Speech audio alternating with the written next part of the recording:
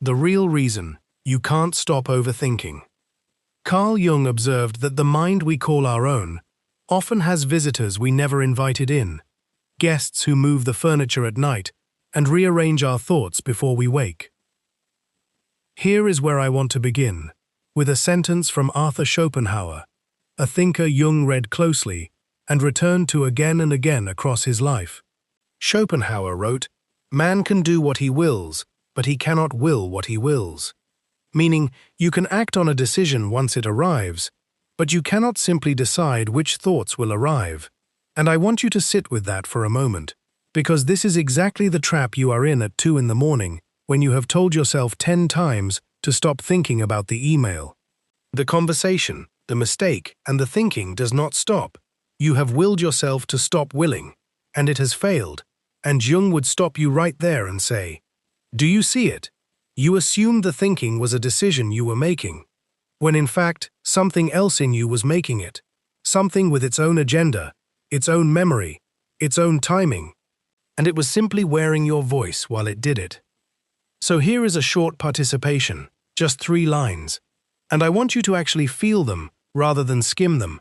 I stop calling every thought mine simply because it happens inside my own head. I ask instead what part of me is speaking and why it has chosen tonight, and I choose to meet it rather than obey it. Say it with me. I make the unconscious conscious, and again, I make the unconscious conscious. If this kind of seeing is useful to you, subscribe now so that tomorrow's teaching finds you again, without you having to go looking for it. Before we go further, I want to ask something of you. If any part of what I just said made something in you go quiet, if you recognize the 2 in the morning feeling, then type the 2 words "face it" in the comments. Just those 2 words. Let them be the marker that you are ready to actually look at this, rather than simply survive it one more night. The first key is that the overthinking is not you thinking. It only feels that way because it happens inside your own skull and wears the sound of your own voice. But Jung spent decades studying what he called complexes, clusters of memory, feeling, and image that split off from the main current of the personality and begin operating almost on their own. He wrote plainly, "Complexes can have us," from CW8. Notice the direction of that sentence. He did not say we have complexes the way we have opinions. He said complexes can have us, the way a fever has a body. Think about the actual shape of an overthinking spiral. It rarely announces itself with a topic you chose on purpose. It arrives already in motion, already looping the same 3 sentences from a meeting that ended hours ago. And the ego, the part of you that experiences itself as the decider, is not driving this. It is riding it. Imagine a man lying in bed at 11 at night. A small comment from a coworker returns to him. Nothing dramatic, just 5 words. And within 20 minutes, he is constructing an entire courtroom in his head. Prosecution, defense, appeal. He did not decide to build this courtroom. He simply noticed, an hour later, that he was standing inside it. And if you asked him directly, "Are you choosing to think about this?" he would say no. I wish I could stop and mean it completely. The willing part of him, the part that wants sleep, is fully present the whole time, watching another current run the show. Think too of the woman rereading the same 3 messages for the 4th time that evening. Hunting for a tone she may have missed. She is not doing this because she decided calmly that another read would help. She is doing it because something in her will not let the thread close. That is the tell. When you find yourself already deep in a thought, rather than remembering the moment you chose to enter it, you are not thinking, you are being thought. This is not a flaw in your character. It is proof that a piece of your psyche has enough independent charge to act like a smaller personality inside the larger one.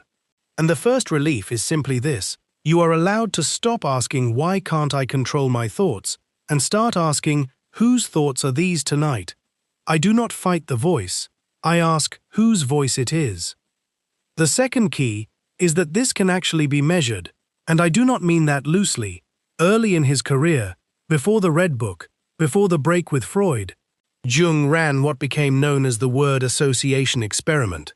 A person was given a list of ordinary words: table, mother, money, knife, and asked to respond instantly with the first word that came to mind, while Jung sat with a stopwatch, timing the gap between the stimulus and the response. Most words produced a fast, clean answer. Table brought chair, mother brought love, or sometimes something else entirely. But every so often, on a particular word, the timing would stretch. The subject would stumble, repeat the stimulus word back, laugh nervously, or answer with something oddly specific and detailed. And Jung noticed that these delays were never random. They clustered around certain words for certain people, and always pointed toward the same buried terrain: guilt, money, a parent, a lost love. He called these delays complex indicators, and the beauty of it is this: the person being tested almost never noticed the hesitation themselves. They felt like they answered instantly. The stopwatch told a different story than their own experience did. Now picture an ordinary version of this same test running in your own week without any stopwatch at all. Imagine a woman scrolling through old photos on a slow Sunday afternoon. She moves past 100 faces without a flicker, then lands on one particular face from years ago, and suddenly 40 minutes are gone. She has rewritten an entire old argument in her head, rehearsed things she should have said, defended herself to someone who is not even in the room. If you had a stopwatch on her attention that afternoon, that one photograph would be the delay. Everything else moved at normal speed. That one stretched, and she would tell you afterward, honestly, that it felt instant, that she simply got lost in thought.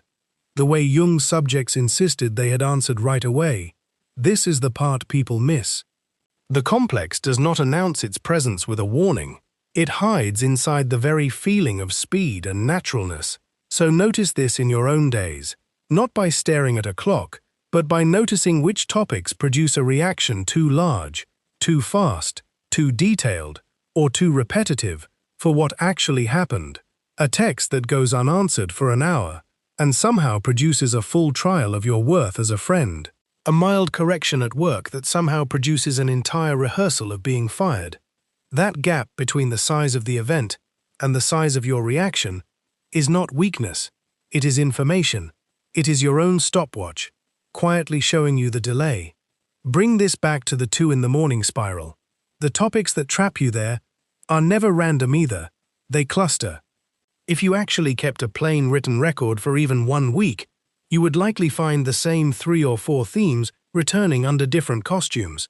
A fear about being seen as incompetent, a fear about being left, a fear about having failed someone who mattered.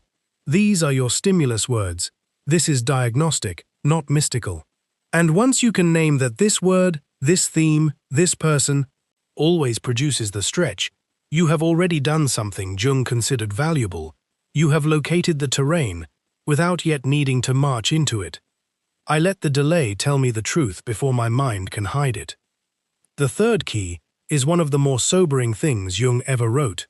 In Ion, he put it this way: when an inner situation is not made conscious, it happens outside, as fate, and I want to slow down here, because it explains something about overthinking that most people get backwards.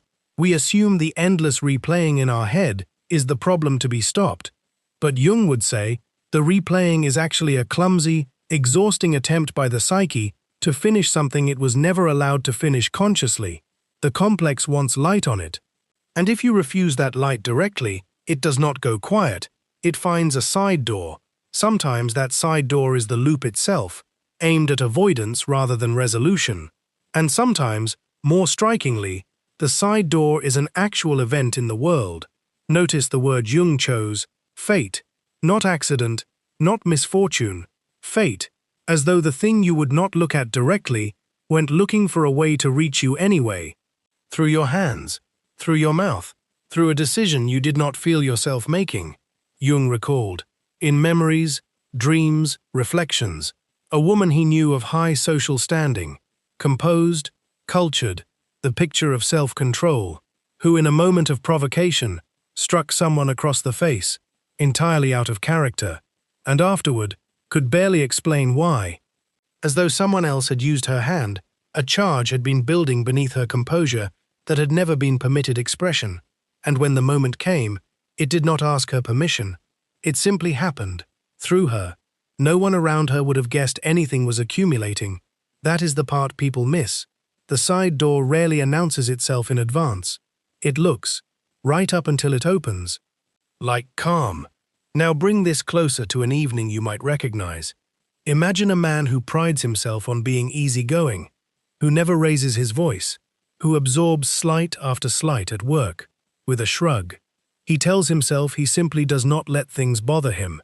But every absorbed slight has to go somewhere, and so it collects, quietly, in a room he never visits.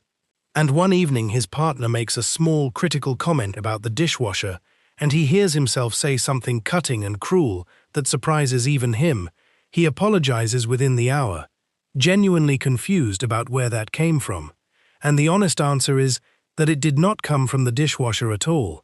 The dishwasher was simply the crack the pressure found. This is the same current Jung was describing, only diverted into a smaller domestic key rather than a public one.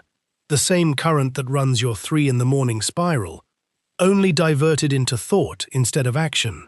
When you refuse to sit with the actual fear underneath the loop, the psyche does not release its grip, it tightens it.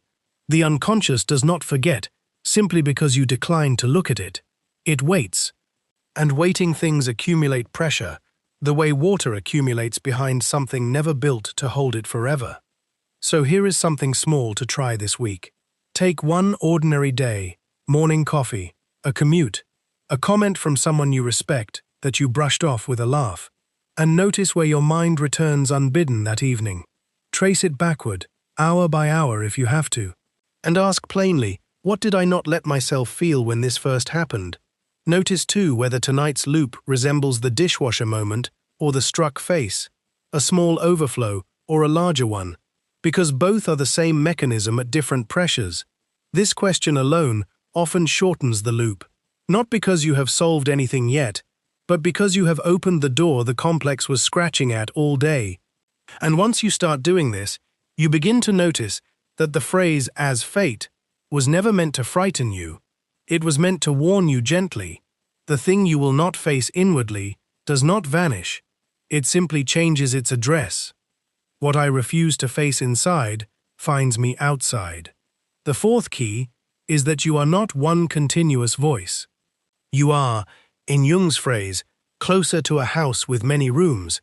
He called these split-off pieces splinter psyches, fragments of personality with their own memory, their own emotional charge, their own logic, operating semi-independently from the central current you call I. This is not multiple personality in the dramatic clinical sense. It is far more ordinary than that.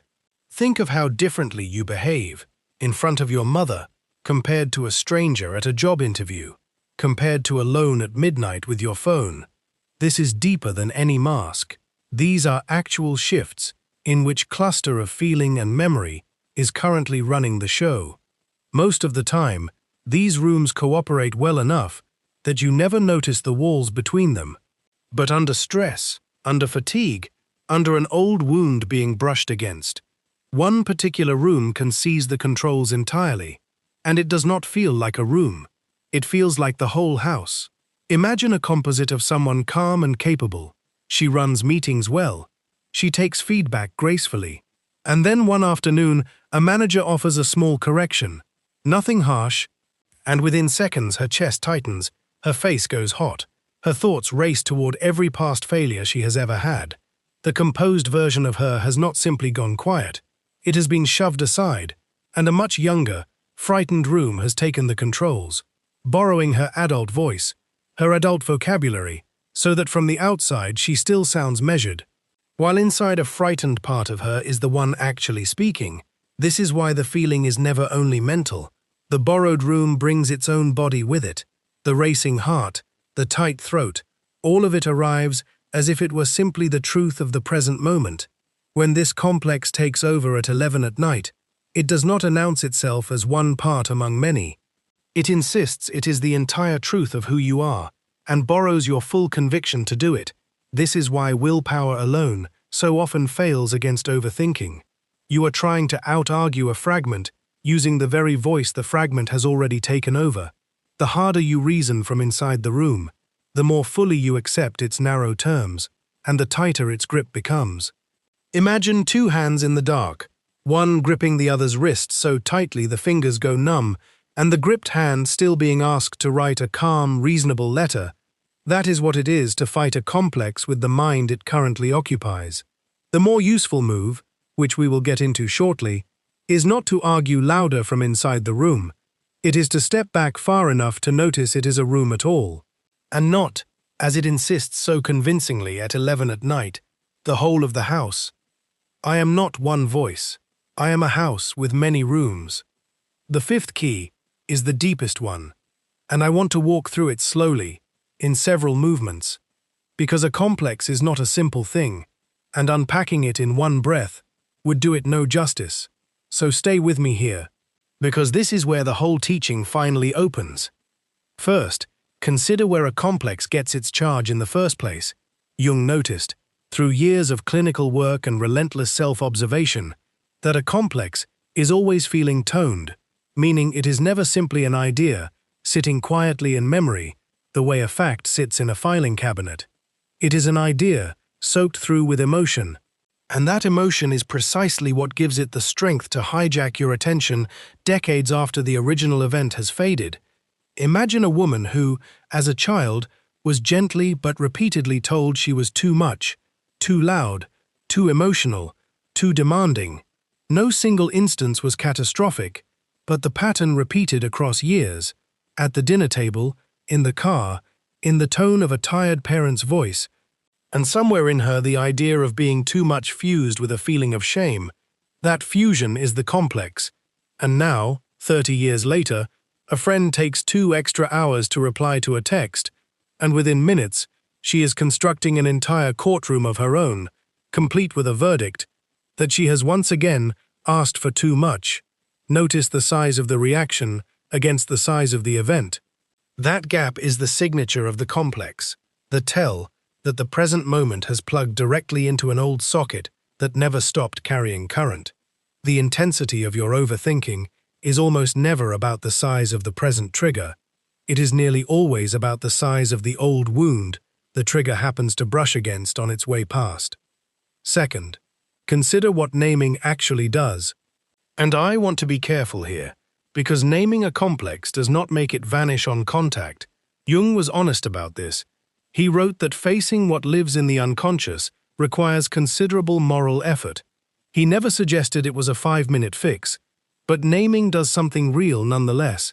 It interrupts the identification. When you can say, "Ah, this is the too much complex again," rather than simply drowning inside the feeling of being too much, you have created a sliver of space between yourself and the fragment that a moment ago had swallowed you whole. You are no longer entirely inside the room. You are standing near its doorway, watching it, rather than being it. This is not suppression, and it is not arguing it down with reason. Reason rarely wins against a complex, because the complex operates on old feeling, wearing the costume of present certainty.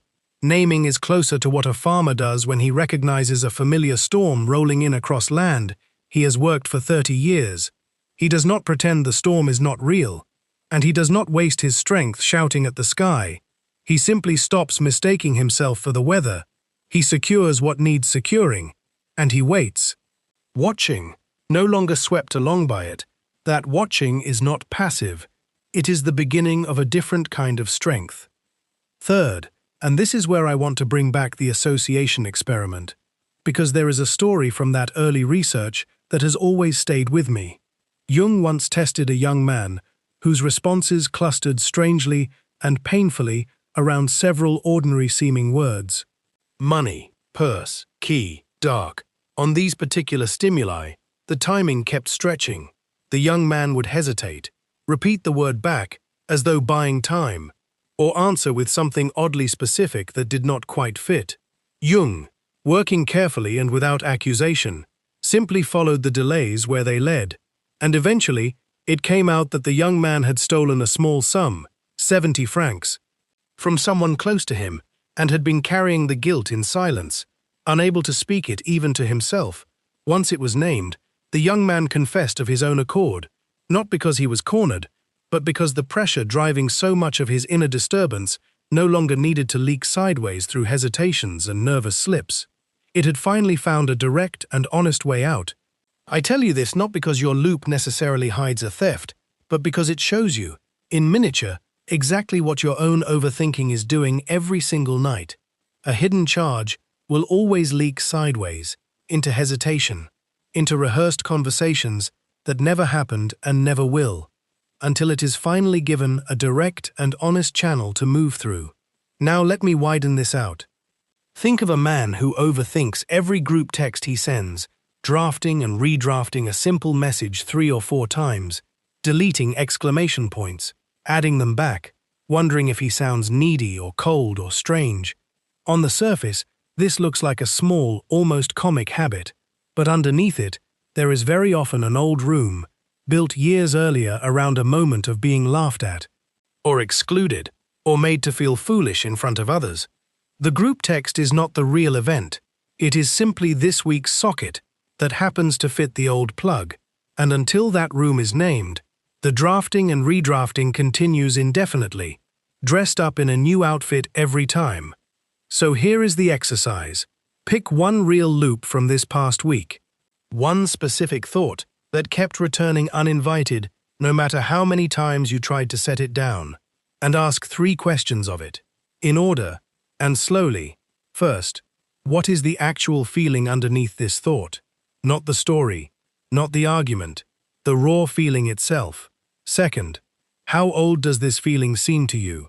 Does it feel native to this week's situation? Or does it carry an older flavor, something familiar from long before this trigger arrived? Third, what would you need to say honestly, even only to yourself, that you have not yet allowed yourself to say plainly? You do not need to resolve all of it in a single sitting. Jung never promised a quick unwinding of anything this old, but simply asking these 3 questions, written down if you are able, begins the very same process that freed that young man from his silent 70 francs. It takes the fragment out of the dark corner where it has been operating unseen, and it gives it, finally, a door. I name the complex, and in naming it, I loosen its grip. The 6th key, and the gentlest one, is that the goal was never to silence these fragments forever. Jung did not believe in a final victory over the unconscious. No clean surgery that removes the complex and leaves you complex-free. What he pointed toward instead was relationship. An ongoing, honest, adult relationship with the parts of yourself that still ache, that still fear being too much, or not enough, or unseen. And I want you to notice how different this is from what most people are actually trying to do at 2 in the morning. Most people are trying to win, trying to argue the thought into silence, trying to prove to the fragment that it is wrong so it will finally leave them alone. But you cannot out-argue a part of yourself using the very voice it has already borrowed. That is not victory. That is the room still holding the whole house hostage, only quieter. The aim Jung pointed toward is not a higher wall against the 2 in the morning voice. It is a door opened on your own terms, in daylight, with your full attention, rather than an ambush in the dark when you are least prepared. Imagine a man who for years dreaded a particular hour of the evening. The hour when the accounting voice arrived, reviewing every mistake of the day like a ledger that never balanced. For a long time he fought this hour, distracted himself from it, drank through it, scrolled through it, and the hour only grew louder for being refused. Then he tried something smaller. He began sitting with a notebook at that exact hour, not to defend himself, not to solve anything, simply to ask the voice what it was actually afraid would happen if it stopped keeping the ledger. And slowly, across many evenings, not one, the hour changed shape. It did not disappear, but it stopped feeling like an intruder. It became something closer to an old worried friend checking in, still anxious, still a little too careful, but no longer forcing its way through a locked door because he had finally started opening it himself. This is the shift Jung was describing. A door you open yourself is never the same as a door that gets kicked in. When you actually listen to what the loop has been protecting, what old shame, what old fear, what old hour of being told you were too much or not enough, something in the urgency of it softens. Not because you have defeated it, but because it no longer has to shout through the only channel it had left. It can finally speak instead of scream. This will not happen in one night, and I will not pretend otherwise. The room does not become furniture-free simply because you have visited it once with a lantern, but the next time the spiral starts, you now have something you did not have before. Not a fight to win, but a question to ask, and a door you are willing, finally, to hold open. I open the door instead of guarding it. Here is the whole picture. The overthinking was never simply you thinking. It was a complex acting while wearing your voice. The delay in your reaction was always the map showing you exactly where it lived. Whatever went unmet inside kept finding a side door into your day, and sometimes into your actions. You were never one voice but a house of many rooms, and one room had taken the whole house hostage. Naming the fragment gave you back a doorway instead of a drowning, and the real work was never silencing it forever, but learning to open that door yourself, in daylight, before it opens itself in the dark. All 6 of these were never 6 separate keys at all. They were 6 turns of the same single key. The recognition that what feels like endless thinking is very often a part of you still waiting, patiently, painfully, to be heard directly, instead of endured indirectly. I stop calling every thought mine simply because it happens inside my own head. I ask instead, what part of me is speaking, and why it has chosen tonight, and I choose to meet it rather than obey it. I make the unconscious conscious. And so tonight, when the loop starts again, when the same 5 sentences begin circling for the 10th time, I wonder if you might pause just before joining it fully and ask, quietly, not how do I make this stop, but who in me is still waiting to be heard.